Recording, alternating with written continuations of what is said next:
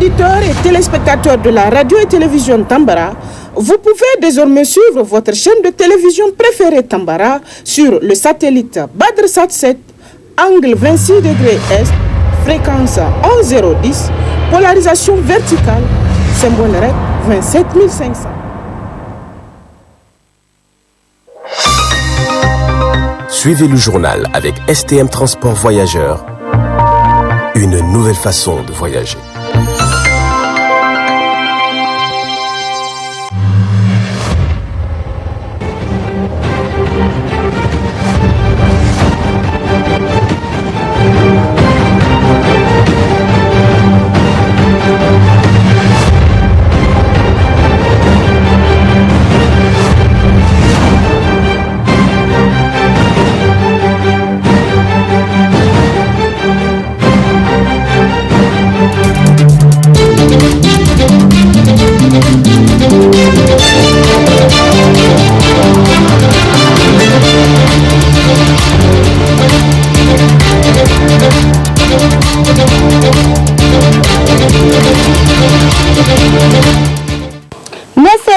Bonsoir, bienvenue à cette édition de 20h15 sur le miroir de la femme Tambara. Dès ce lundi 13 mars 2023 que j'ai l'immense plaisir de vous présenter. Ouverture ce lundi 13 mars 2023 de la salle de réunion du conférence internationale Mahatma Gandhi de Niamey de la deuxième édition du forum de haut niveau de mobilisation sociale sur l'eau, hygiène et assainissement. Compte rendu de la rédaction. La Fondation Nour, en collaboration avec les réseaux des journalistes pour eau, hygiène et assainissement, a initié la deuxième édition du forum de haut niveau de mobilisation sociale sur l'eau, l'hygiène et assainissement.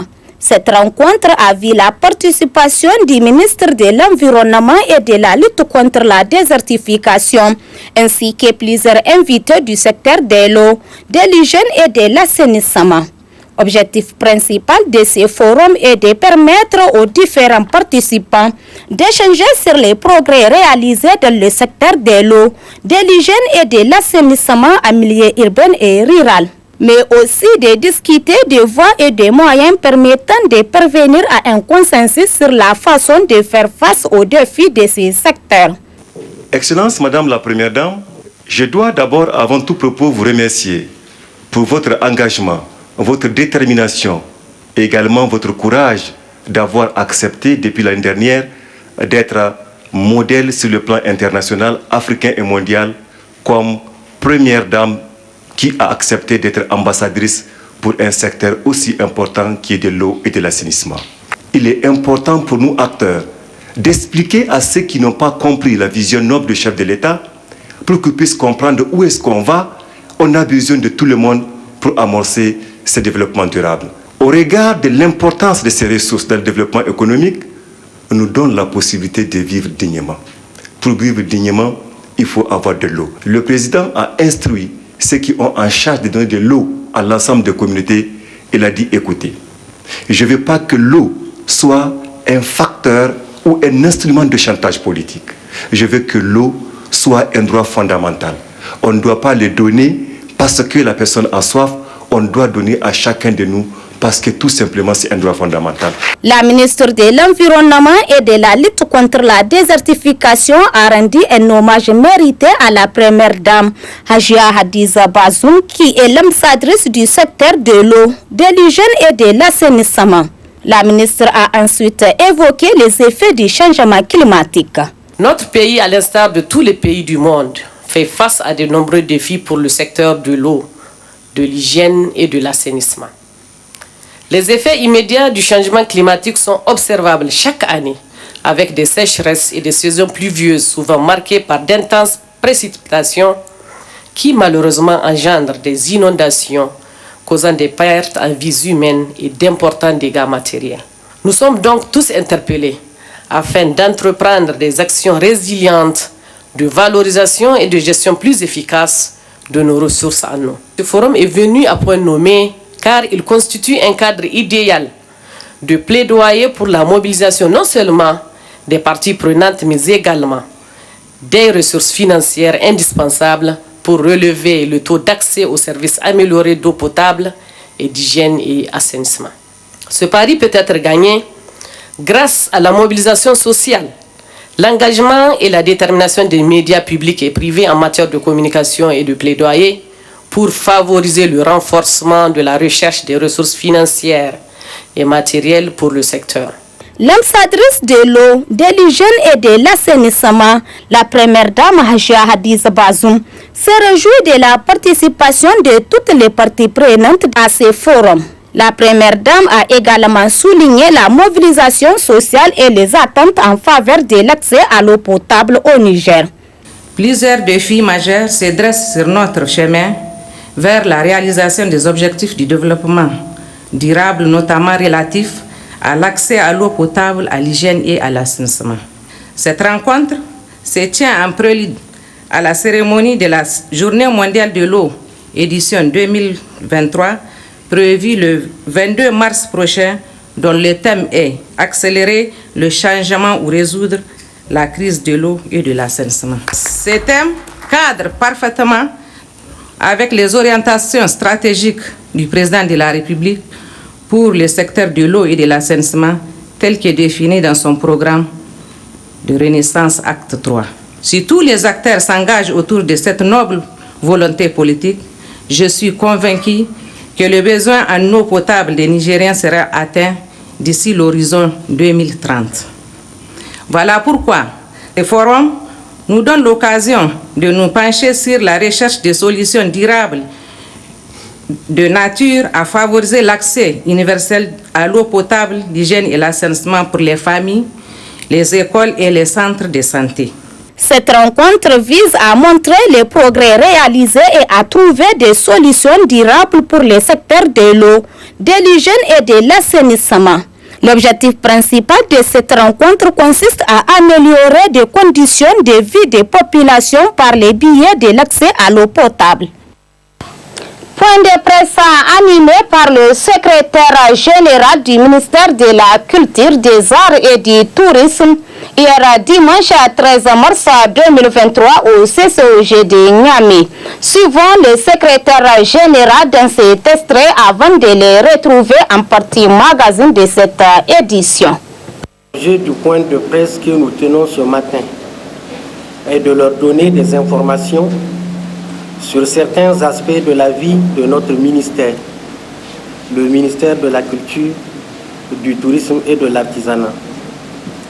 Comme vous l'aurez constaté, notre ministère a à sa charge 3 sous-secteurs à dimension économique et sociale. Pour ce qui est précisément de cette rencontre, notre communication porte exclusivement sur des informations relatives à la culture qui, faut-il le rappeler, est un domaine régi par un cadre juridique et réglementaire favorable à l'éclosion des talents pour qu'ils s'expriment et qu'ils prospèrent dans leur domaine d'intervention. Pour corroborer mes propos, je me permets de vous inviter à observer avec recul que jusqu'en 2010, bien que la culture ait toujours fait partie des préoccupations des gouvernements de l'époque, les efforts consentis pour sa promotion étaient restés timides, malgré l'adoption en 2009 de la loi d'orientation relative à la culture. Alors, nous avons dû attendre jusqu'en 2011, il faut s'en rappeler et le reconnaître, pour constater un certain regain marqué de la part du gouvernement pour une prise en charge plus concrète de ce secteur.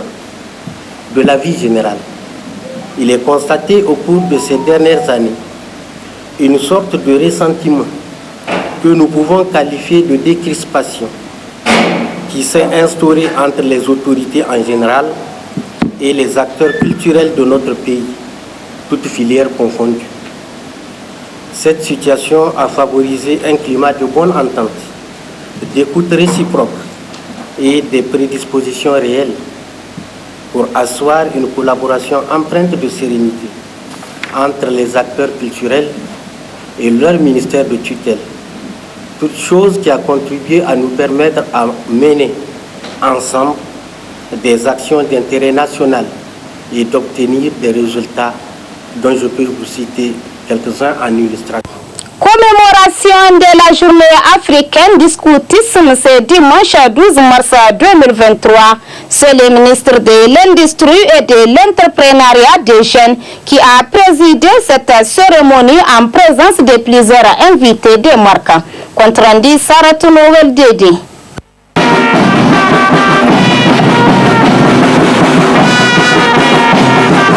L'Union africaine a retenu la date du 13 mars pour la célébration de la journée africaine du scoutisme depuis 1995.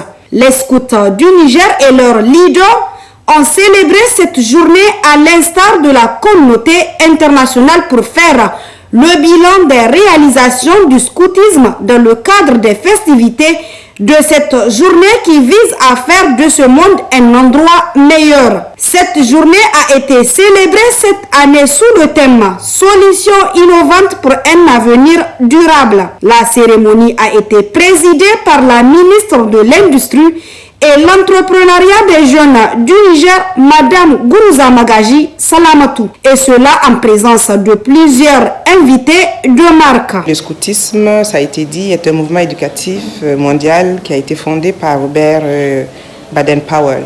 Il s'adresse aux enfants, aux adolescents et aux jeunes. C'est vraiment dommage. C'est un mouvement à but non lucratif et apolitique, ouvert à tous sans distinction de sexe, de religion, d'ethnie ou d'origine. Son objectif principal est de contribuer au développement intégral du potentiel de ses adhérents afin qu'ils deviennent des personnes autonomes et solidaires, responsables et engagées pour la prospérité de la communauté. Les effectifs du Scout du Niger ont considérablement grimpé entre mars 2021 et maintenant, donc pour passer de 3183 membres à 6728 membres avec la nouvelle équipe dirigeante. Ce qui prouve à suffisance l'engouement des jeunes pour le scoutisme au Niger. Il apparaît donc impérieux de tout faire pour entretenir cette flamme et accompagner ce mouvement des jeunes basé sur le volontariat et qui cultive chez eux cet altruisme dont notre monde si connecté a aujourd'hui plus que jamais besoin. Sachez d'ores et déjà que le soutien du gouvernement vous est acquis. Pour la mise en œuvre de vos programmes et projets, Son Excellence Mohamed Bazoum, président de la République du Niger, chef de l'État, est toujours à l'écoute des jeunes, comme vous le savez.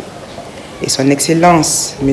Oumoudou Amadou, Premier ministre, chef du gouvernement, a intégré la jeunesse en bonne place dans sa déclaration de politique générale.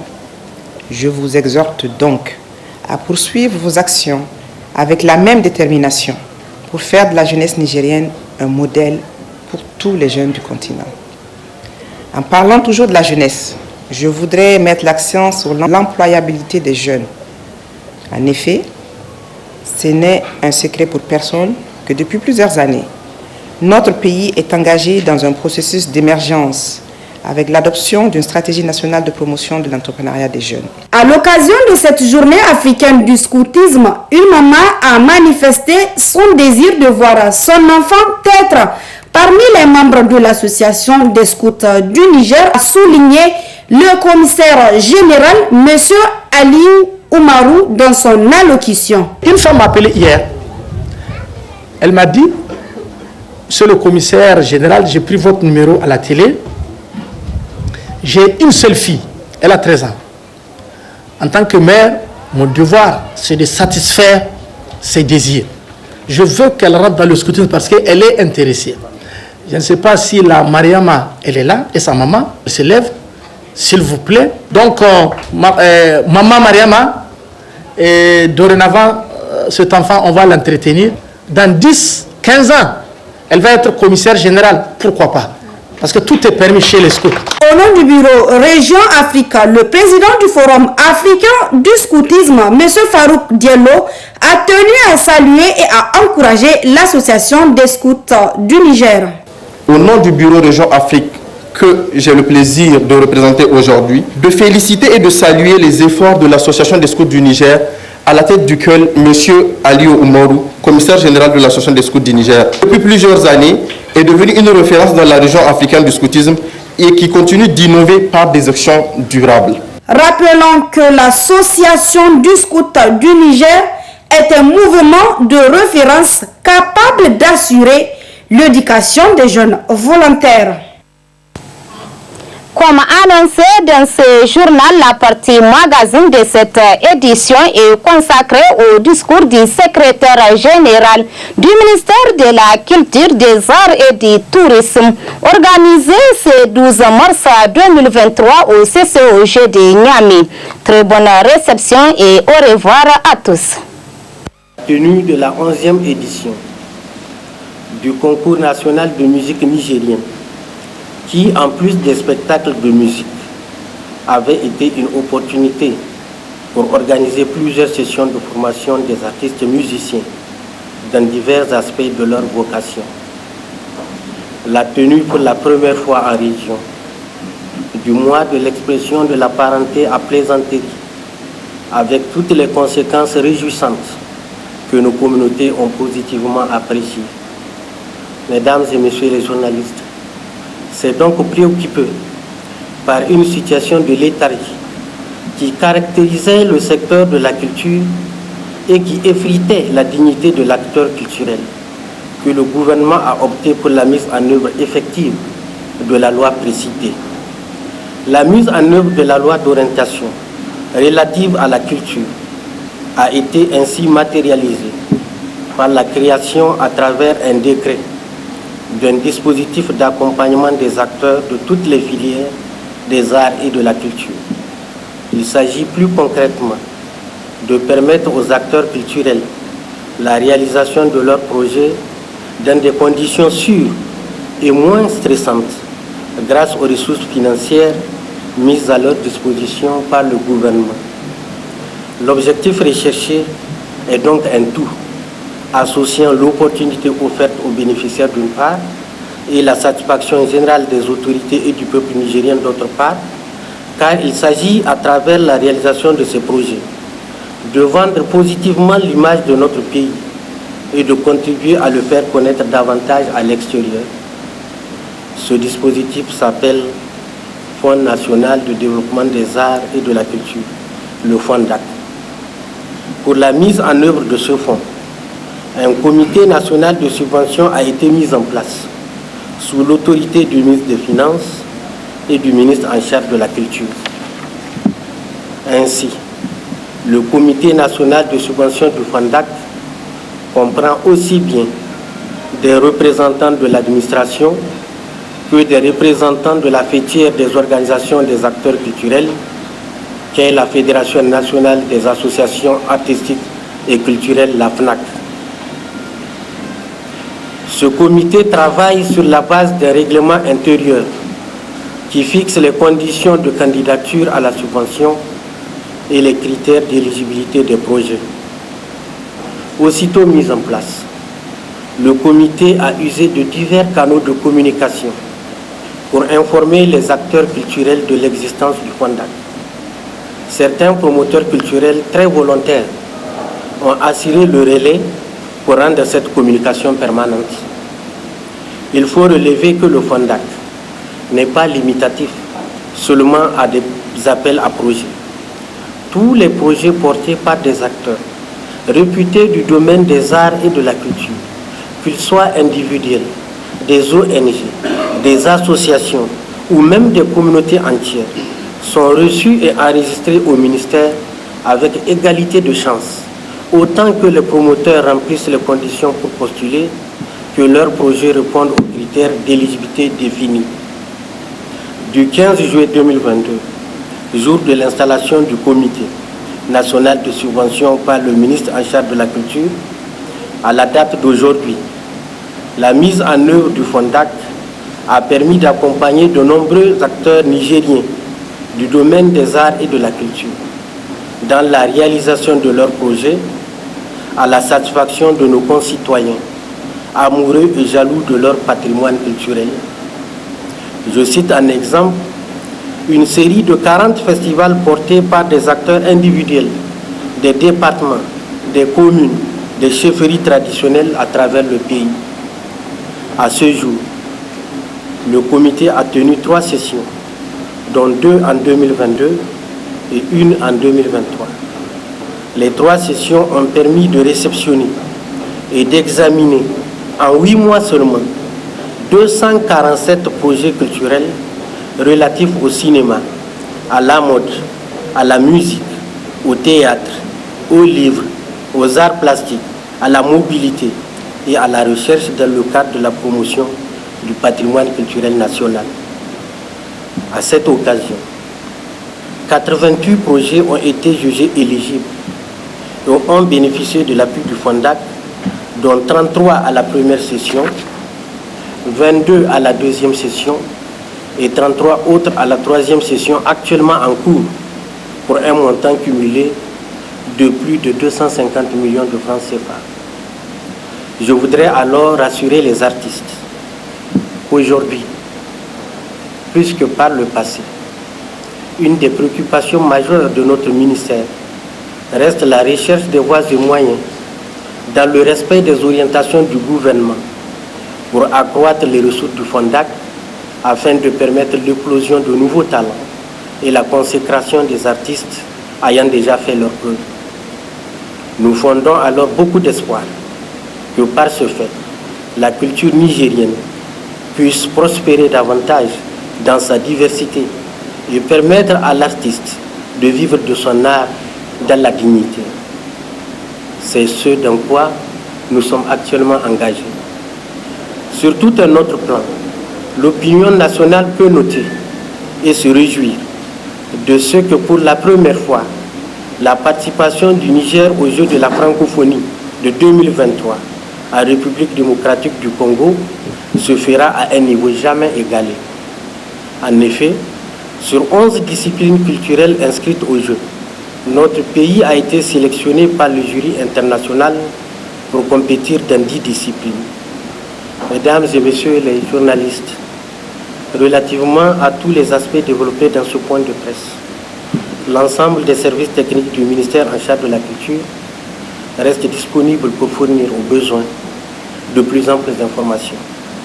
Mais nous savons aussi que l'opinion est en attente des réactions de la part du ministère sur des sujets relevant de sa compétence et qui ont dominé l'actualité ces temps-ci. Au sujet de la présence d'un débit de boissons dans l'enceinte d'un établissement de formation artistique et culturelle à Niamey, nous n'avons pas trouvé nécessaire de revenir sur une préoccupation déjà résolue, puisque la finalité était de trouver une solution.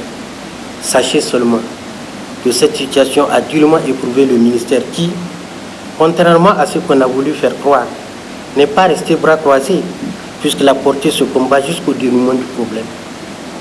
Cette situation, nous le savons aussi, a été un choc pour tous ceux dont l'engagement est reconnu dans la défense et l'assainissement du système éducatif nigérien.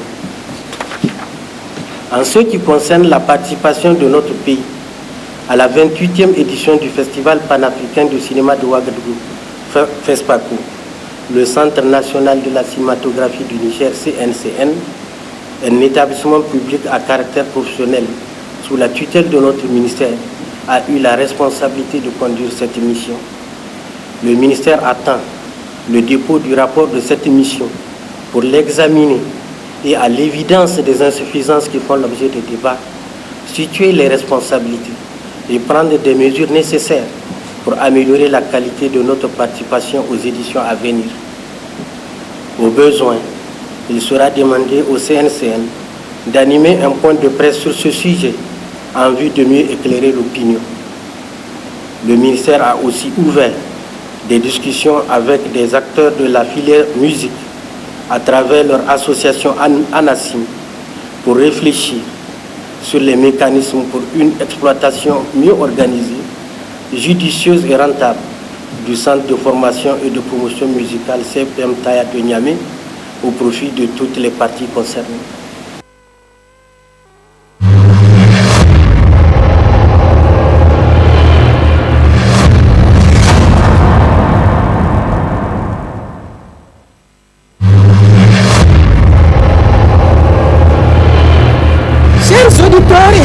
téléspectateurs de la radio et télévision Tambara, vous pouvez désormais suivre votre chaîne de télévision préférée Tambara sur le satellite BadrSat 7, angle 26 degrés Est, fréquence 11010, polarisation verticale, symbole REC 27500.